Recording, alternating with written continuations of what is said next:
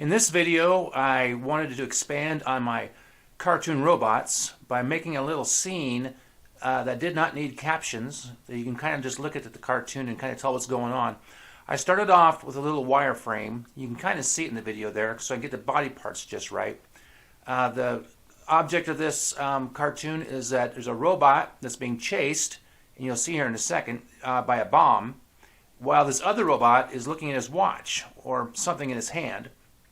And they don't see each other, and there's going to be a wreck, an accident here. So it's a really really quick visual cartoon. So once again, I start with my circles at the joints in the belly, and I connect them with my little tubes. Then I go around and I thicken up the edges, because that's what you do in cartoons. You thicken up the edges. These cartoons would be great if you're an art teacher, I guess. You wanted to teach basic body shapes. With your little circles in the wireframe, you can come up with some really super easy poses. That's what I did here. I didn't want to make this too tough. So here I am putting in, it's the white, it's the highlights. This is basically just watercolor white with no water. It's just right out of the tube. So it's nice and thick and bright. And I'm putting my highlights on the left side, because in my world, the sun is on the left side of the page. So the expressions on their faces are super simple. One guy is just looking down at his hand. It could be a watch, it could be something he picked up off the ground. And the other guy is looking over his shoulder at this bomb that's coming at him. And I think this is an effective cartoon. I was just thinking about this the other day. This would make for a really good, a children's book illustration. I've never thought about illustrating children's books before, but it's super simple, super easy.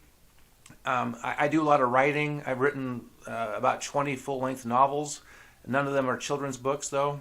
The thing is, though, in the internet world, publishing, it's supposed to be super easy, but it's not super easy. I would have to find a publisher who would want to do this with me, a real publisher, not just some guy in his backyard who thinks he's a publisher. But I just think this would be an excellent idea for a children's book, a children's series, even an online cartoon. But that means sitting down and coming up with story ideas, and I don't know if I want to dedicate that much time and effort into it. We'll see how this video goes. If this blows up and somebody wants to contact me and put something in the comments, that'd be great. Just make sure you're more than just a desktop publisher, and maybe you have some real cred, because I'm not going to invest my time into something that's not going to go anywhere. I've done enough of that in my life.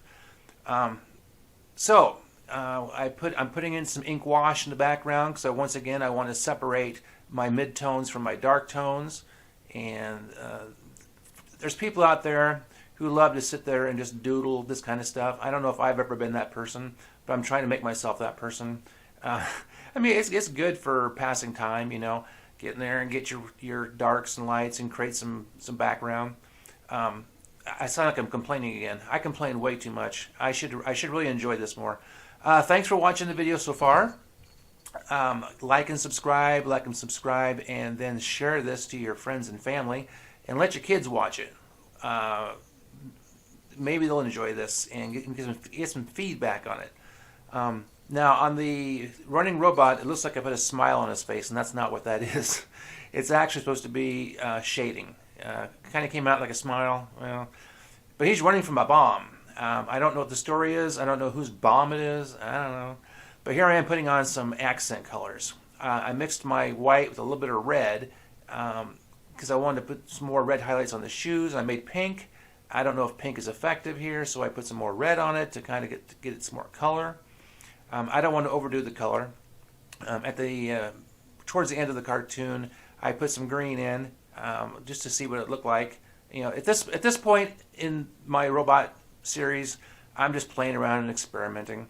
I can do whatever I want. It's my thing. I invented it, right?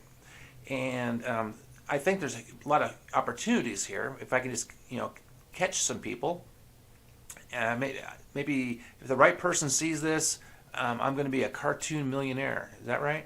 So here comes some of my little pen work, and this is nothing too hard. It's just basically some hatching lines to get some grass, some plants in there to give that ground some base, so it looks like it's actually running over something other than just dead air.